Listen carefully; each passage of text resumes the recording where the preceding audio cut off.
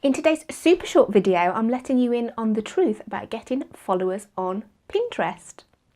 Hi, I'm Claire Drake and I'm a Pinterest expert and I help creative entrepreneurs to master Pinterest to grow their businesses.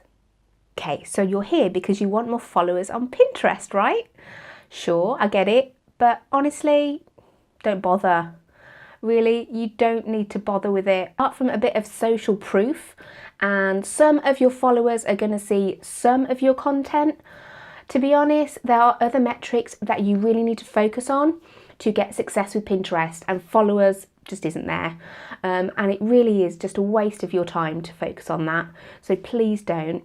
Okay, so you're probably thinking, okay, so I don't need to worry about Pinterest followers. Great. What do I need to think about? What metrics do I need to track to measure my success? So that is going to be in the next video, so make sure to subscribe. And thanks so much for watching, and I hope you have a great day. Bye.